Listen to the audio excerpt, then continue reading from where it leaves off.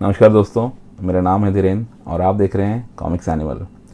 दोस्तों, ये हमारा जो चैनल है, ये हमारे चैनल का जो नाम है उसमें जो एनिमल शब्द है वो हमने सांकेतिक तौर पर इस्तेमाल किया है, जो कि कॉमिक्स को लेके हमारी जुनूनियत और जानवरपने का एहसास कराता है। वैसे हैं आप और हम तो इंसान ही, हमें अपना जो इंसानी मूल स्वभाव है वो नहीं छोड़ना चाहिए। वो स्वभाव क्या है मैं आपको क्विकली बता दूं। जो कुछ एक बातें इंसानों को जानवर से अलग करती है वो हैं कि जो हम रोज़मर्रा की बोलचाल में और भाषा में और जो विचारों के आदान प्रदान में हम लोग एक कॉम्प्लेक्स लैंग्वेज का इस्तेमाल करते हैं, वो जानवर लोग नहीं करते। हम जो लॉजिकल रीजनिंग करते हैं, चाहे वो खुद को डिफेंड करते हुए करें या किसी और का पक्ष लेते हुए, वो जानवर लोग नहीं करते हैं।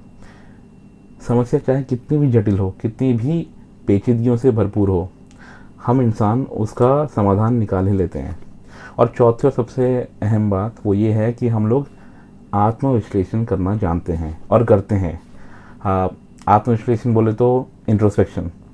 सो ये 3-4 चीज़ें हैं जो हमें जानवरों से जुदा करती हैं।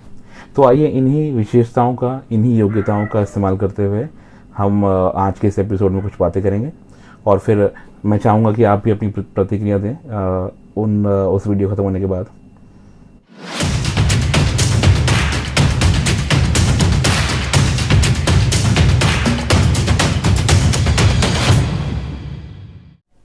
दोस्तों, आज का हमारा जो एपिसोड है चाय कॉमिक्स चर्चा सेक्शन का, इसमें मैं बात करूंगा कुछ पहलुओं पर जो कि कॉमिक्स उद्योग से जुड़ी हुई हैं और डायरेक्टली और इनडायरेक्टली आपको और हमको प्रभावित करती हैं। तो चलिए बात करते हैं पहले ऐसे मुद्दे पर जो कि है अनप्रेडिक्टेबल बाइंग बिहेवियर। दोस्तों, आजकल भारतीय कॉमिक्स जगत में काफ़ी हलचल का माहौल है। मतलब अगर हम 1990 के दशक की बात करें तो ये एक स्वर्णिम काल था कॉमिक्स जगत का। मतलब कुछ कुछ कॉमिक्स तो ऐसी थी जो इतनी प्रचलित हुई कि उनकी एक एक कॉमिक्स की 10-10 लाख प्रतियां भी बिकी हैं। तो खैर ये वो दौर था। मतलब आज के ज़माने को तो हम तब से तो कंपेयर कर नहीं सकते। लेकिन लेकिन लेकिन ये एक बहुत ही इंटरेस्टिंग दौर शुरू हो गया है। पिछले 2 साल जो हमने लॉकडाउन में करीब करीब बिता दिए हैं ऑलमोस्ट, इस दौरान काफ़ी नए पाठकगण जुड़े हैं कॉमिक्स जगत से वापस। नए कहें या फिर पुरानों का भी एक मिक्सचर कह सकते हैं। जो पहले जुड़े हुए थे, बीच में गैप आ गया, फिर दोबारा जुड़ गए।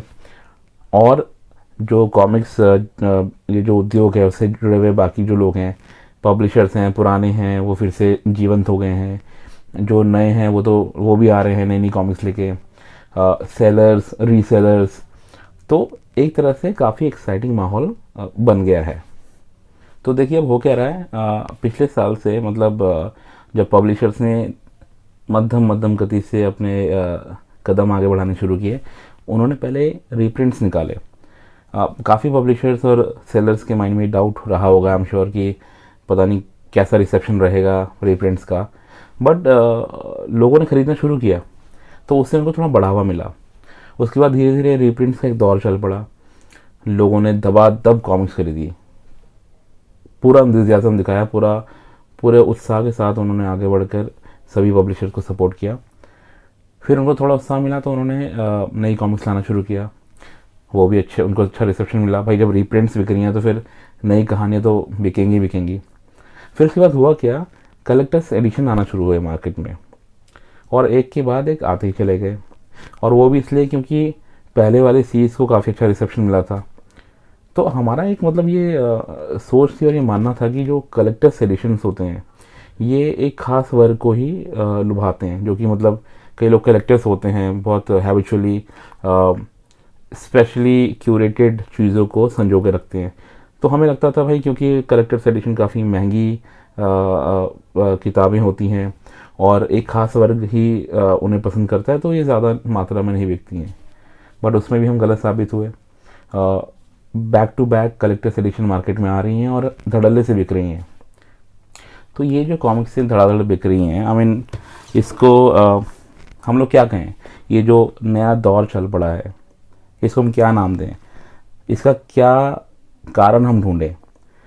एक तो ये हो सकता है कि इस लॉकडाउन के दौरान जो पुराने पाठक थे, जो अब 30 35 या 40 साल के पड़ा उम्र के पड़ाव को पार कर चुके हैं, वो वापस फिर से इससे जुड़े हैं और अपनी बचपन की यादों को फिर से संजोना चाहते हैं। एक रीज़न ये हो गया। दूसरा ये हो सकता है कि जो ये लॉकडाउन के दौरान जो वर्क फ्रॉम होम वाला कल्चर शुरू हुआ है, इसमें काफ़ी लोगों की एक्स्ट्रा सेविंग वगैरह हुई है। तो क्या वो उसका कुछ पार्ट यहाँ पे इन्वेस्ट हो रहा है, और क्या ऐसा होगा कि आने वाला टाइम में जब ज़िंदगी वापस अपनी रफ्तार पकड़ेगी, वापस ट्रैक पर आएगी, कॉमिक्स के प्रति जो रुझान है ये कम हो जाएगा। या फिर एक तीसरा कारण हो सकता है कि ये सब जो एक हाइप अप किया हुआ है और जो एक उछाल आया है कॉमिक्स जगत के माहौल में, वो जो रीसेलर्स हैं जो मार्केट में कॉमिक्स की बल्क बाइंग करते हैं, ये सब उनका किया धरा है। बट उसमें भी एक लॉजिक है, मतलब वो लोग भी जो बल्क बाइंग कर रहे हैं, एक ऑडियंस तो उनके माइंड में होती है ना कि may be 2 3 4 years down the line वो जब उसको और महंगी कीमतों पर बेचेंगे तो कॉमिक्स लवर्स ही तो होंगे उनको खरीदने वाले। फिर मतलब अल्टीमेटली तो ये कॉमिक्स लवर्स के पास में ही जा रही है कॉमिक्स। या फिर हम मतलब ये 3 4 चीज़ें दिमाग में चल रही हैं। अभी जो दौर चल रहा है, अच्छी बात है, बड़ी अच्छी बात है, हर तरह की कॉमिक्स बिक रही है। कुछ कुछ कॉमिक्स हैं उनका रिसेप्शन उतना अच्छा नहीं रहा, बट ओवरऑल बाकी कॉमिक्स जो थोड़ी पुरानी थी लेकिन अच्छी कहानियाँ थी, या फिर जो नई निकल के आई हैं, उनकी जो बिक्री हो रही है वो कॉम्पनसेट कर दे रही है। तो मुझे आप प्लीज़ ये थोड़ा समझने में हेल्प करें कि ये टेम्परेरी है, ये आपको क्या लगता है ये काफ़ी आगे तक जाएगा और एक नए स्वर्णिम काल की शुरुआत हो चुकी है, या फिर आपको लगता है कि ये बबल है, मतलब 1 2 साल अभी चल गया, साल 6 महीने और चलेगा, उसके बाद ये बबल बर्स्ट हो जाएगा and will be back to where we were, जो हम कॉमिक्स से सब लेना बंद हो गए थे, या बीच में एक लंबा गैप आ गया था। बताएं ज़रूर मुझे। चलिए बढ़ते हैं दूसरे टॉपिक की तरफ। Newcomers deserve a chance, do they? Yes, definitely, most definitely, and why not. I mean पहले तो आप ये देखिए कि मैं आपको साफ साफ बता दूं कि आज की डेट में कॉमिक्स, भारतीय कॉमिक्स जगत जहाँ कहीं भी है, उसको इस मकाम पर पहुँचाने में राज कॉमिक्स का बहुत अहम किरदार रहा है, बहुत अहम रोल रहा है। उनकी वजह से ही इतनी पॉपुलैरिटी रही है इंडियन कॉमिक्स हीरोज़ की, और लोग प्रेरित हुए हैं कॉमिक्स खरीदने और पढ़ने को लेकर। तो वो बात है, आई मीन वो क्रेडिट उनसे कोई नहीं छीन सकता, कभी भी नहीं। परंतु क्या सिर्फ सारी कॉमिक्स एक ही प्रकाशक से लेना उचित है और बाकियों को हम मौका जो नहीं दे रहे हैं, मतलब ऐसा मैंने महसूस किया है, क्या वो न्याय संगत है? आप खुद ही देखिए, आज की डेट में हमारे पास कितने सारे नए पब्लिशर्स आ गए हैं। याली ड्रीम क्रिएशंस, स्वयंभू कॉमिक्स, शक्ति कॉमिक्स, होली काव, बुल्सआई, अपना होम ग्रोन, फेनिल कॉमिक्स, मतलब इतने सारे ऑप्शंस हैं हमारे पास। और ध्यान रखिए, मैं ये नहीं कह रहा हूँ कि आप इन नए पब्लिशर्स को राज कॉमिक्स के विकल्प के तौर पर देखें, नहीं। विकल्प के तौर पर आप तब देखते हैं जब राज कॉमिक्स हमको अच्छी कॉमिक्स नहीं प्रोवाइड कर रहा होता। Raj comics is very much at it, वो अच्छी कहानियाँ लेके आ रहे हैं, उनका प्रेजेंटेशन अच्छा रहता है, paper quality, material, everything is good. बस मैं ये चाहता हूँ कि जब हम भारतीय कॉमिक्स के भविष्य की बात करते हैं तो हमें इंडस्ट्री को, जो एक पूरा एक समूह है, सबको साथ लेके चलना पड़ेगा, हमें भी उनको एनकरेज करना पड़ेगा। सो अगर हम एक सुनहरे भविष्य की कामना कर रहे हैं भारतीय कॉमिक्स जगत की, तो हमें इन सब नए पब्लिशर्स को भी अपना समय, अपना पैसा और प्रोत्साहन टाइम टू टाइम देना पड़ेगा, और वही एक तरीका है जिससे हम सब लोग साथ में आगे बढ़ सकते हैं। चलिए अब एक फाइनल टॉपिक की तरफ पढ़ते हैं इस वीडियो को विराम देने से पहले।